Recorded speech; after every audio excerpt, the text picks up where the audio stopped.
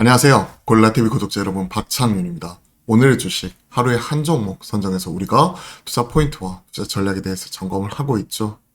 지금 오늘 제가 주목하는 종목은 지금 가장 핫한 종목, 바로 에코프로입니다. 에코프로. 소리 소문 없이 다시 한번 전 고점, 거의 80만원까지 다시 한번 올라갔었죠. 어제 79만원까지 찍었고, 그죠? 79만원까지 찍었고, 고가 79만원 찍은 이후에 오장 급락이 나타났습니다.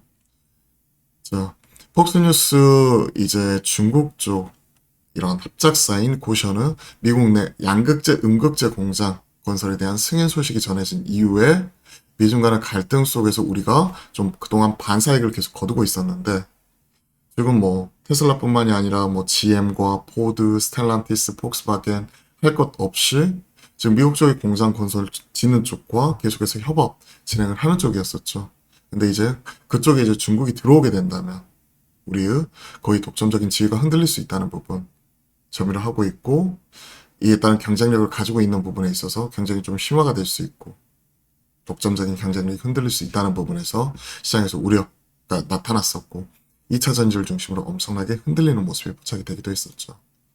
그와 관련된 소식을 어제 전해드렸고, 그와 관련된 소식이 전해진 이후에 어제 좀 급락이 나타났었고 오늘 3.9% 올라오면서 그 우려는 이미 수개월 전에 있었던 이슈고, 그리고 공장건설 이런 부분이 뭐 부결이 되었다 하는 이런 내용이 나타나면서 어느 정도 회복이 되는 모습이 나왔는데, 다시 한번 유진의 한병화 연구원이 이와 관련되어서 다시 한번 정면으로 반박하는 또 관련 내용을 코멘트를 했습니다.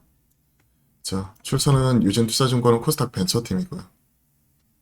그리고 관련 내용 보시면 미시간 공장 승인 부결되었다는 찌라시가 도는데, 결론적으로 얘기하면 고션의 투자권에 대해서 방해하지 않겠다. 즉 공장 건설 이런 부분이 계속 진행되고 있고, 이런 고션의 투자권을 정치적인 노림수로 공화당이 이용을 하고 있다. 바이든과 중국 실제로는 친하다는 메시지를 주고 싶으면서 약간 각을 세우는 거죠. 공화당 하원 의원이 고션이 자료를 제대로 제출하지 않았다 주장하고 있고, 고션은 모든 자료를 제출했다 하면서 서로 간에 언제 계속해서 치고받고 하고 있고요. 우려가 되는 부분은 IRA 규정 완화 적용, 그러면서 북미와 FTA 국가로 한정되었던 배터리 광물 추출 가공이 최근에 일본, 영국, EU로 확산이 되고 있고, 이런 부분이 우리 한국 입장에서는 추가적인 경쟁자가 계속 들어오니까요. 그리고 미국 배터리 시장은 K배터리가 완전히 선점한 거는 팩트지만 이게 거의 지금 빠르게 진행을 하고 있었거든요. 다만 그 강도가 IRA 규정 완화로 빈틈이 생기고 있고, 거기에 중국이 들어오게 된다면, 그죠? 이에 따른 이슈로 인해 어제 급락, 오늘 재차 상승하는 모습이 나타나다가 좀 밑골이 달면서 흔들리는 모습이 나타나고 있는 게 지금 현재 에코프로의 상황입니다. 자, 고션이죠. 고션. 폭스바겐과 중국 합작사예요. 미국 배터리 공장은 큰 산 넘었다. 미 CFIUS 고시원 공장 건설 검토 권한 없다. 공화당 의원이 중국 공화당의 충성 약속에 맹비난, 정치적으로 지금 공화당 쪽에서는 바이든 대통령하고 지금 각을 세우고 있는 쪽이죠. 그런 가운데 에코프로 10% 급락.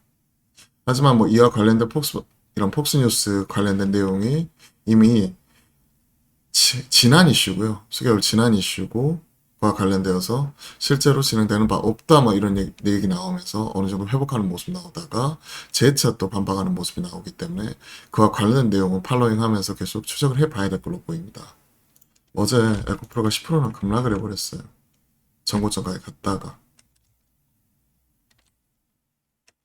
미중 분쟁 수혜 축소 우려, 거의 우리나라가 점하고 있다가 미국 쪽에서 관련된 수혜 축소 우려가 나온 거죠. 참고로 지금 뭐 골드만삭스 매도 보고서 그 다음에 주가 하락에 영향을 미쳤다 뭐 이런 내용도 같이 나오고 있고, 양극재 10년간 공급 과잉이 예상이 된다. 그러면서 이제 에코프로의 BM 포스코 퓨처 매도 의견, 목표 주가, 현주가 반토막 수준 제시, 하나증권, 그리고 뭐 유진투자증권, 이어서 골드만삭스도 마찬가지. 그러면서 이제 공매도 투자자만 웃었다 얘기 나오고 있는데 개인적으로 기분은 좋지 않아요.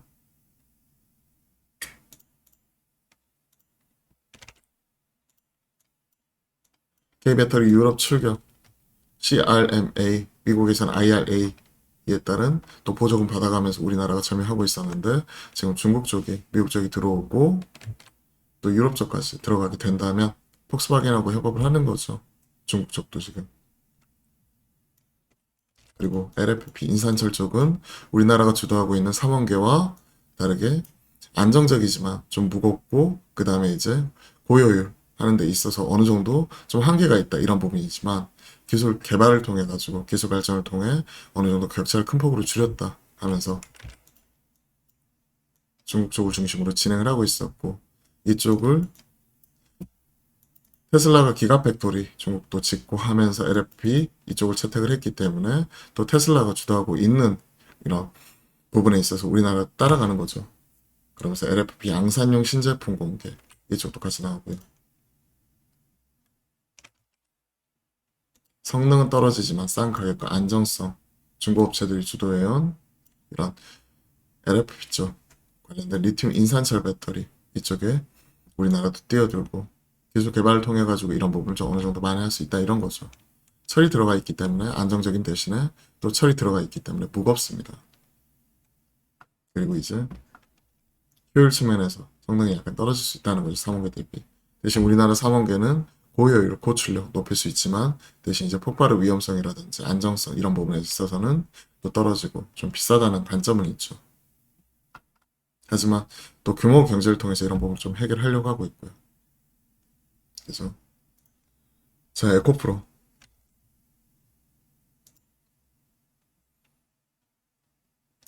뭐 PBR 기준 뭐 비싸다는 것 자체는 다 인지를 하고 있는 거고 다만 비핵심 자회사 이런 쪽 같은 경우가 줄줄이 상장을 하면서 지주사 할인 뭐 이런 부분에도 불구하고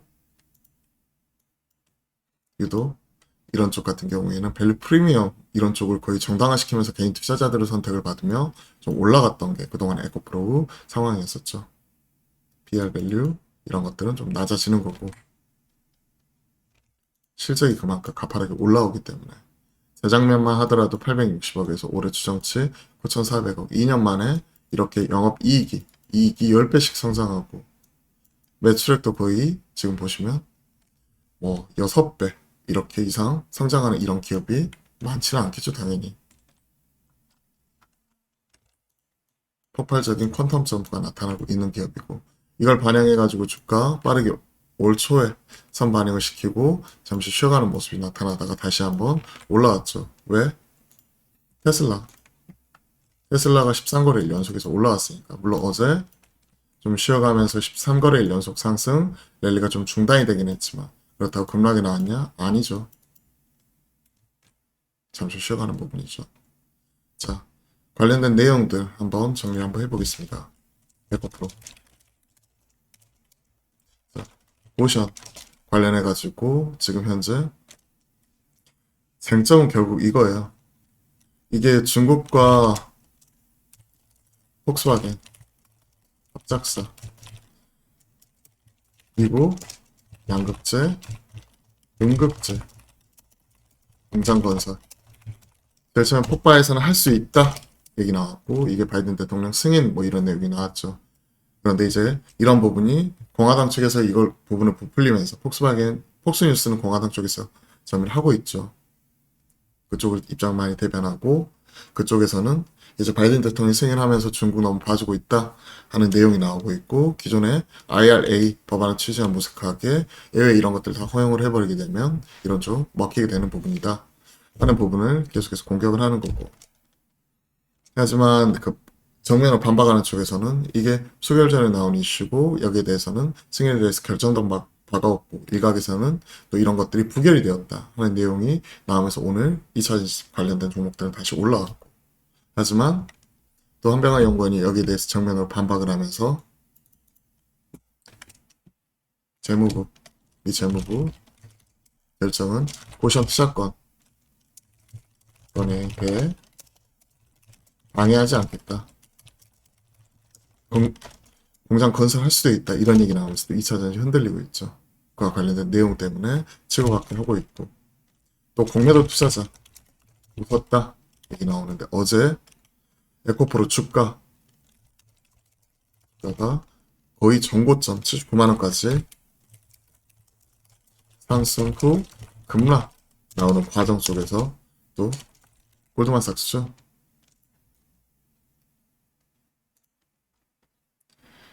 골드만삭스가 매도 보고서 얘기 나오면서 또 이에 따른 우려 이런 부분이 같이 나타났었죠. 매도 보고서 주가, 현 주가의 절반 수준 이런 부분이 또 이와 관련돼서 공매도 이런 부분을 자극을 하면서 서로 간에 치고받는 가운데 주가 하락을 좀 더 부채질했다고 보고 있습니다. 자, 에코프로 뭐 양극재의 공급 과잉 뭐 이런 부분 얘기를 했어요. 향후 10년간.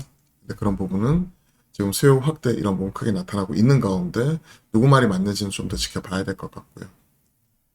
뭐 밸류에이션 측면에서는 물론 비싼 건 맞습니다. 물론 비싼 건 맞는데 하지만 지금 지난 2년 사이 매출 6배 이상 그리고 이익 영업이익 10배 이상 지금 현재 퀀텀 점프 기억이 완전히 달라졌죠. 이런 부분이 주가에 녹여내는 과정 속에서 급등, 급락 이런 부분이 지금까지 나타나기도 했었죠. 자, 결론. 개인적으로 에코프로 경우에는 중장기 투자가 좀 적합하다고 생각을 하고 있습니다. 그대로 중장기적 접근 그리고 어제 막 이렇게 크게 흔들리는 모습이 나타나기도 했었는데 일단 홀딩하면서 좀 지켜보도록 할게요.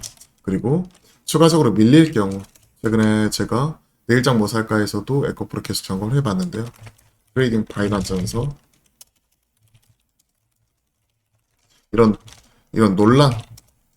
논란이 제가 된 이유 되돌림 확인 이유 확인 그리고 비중 확대 관점 이렇게 말씀드려보도록 하겠습니다.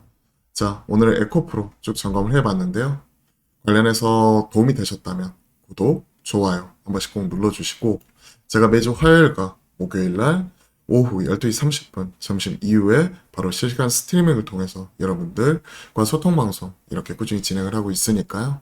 많은 참여와 관심 부탁드려보도록 하겠습니다. 자, 그럼 오늘 오후장도 기운내서 화이팅 하시고요. 오늘 또 좋은 하루 보내셨으면 좋겠네요. 오늘 또 화이팅입니다.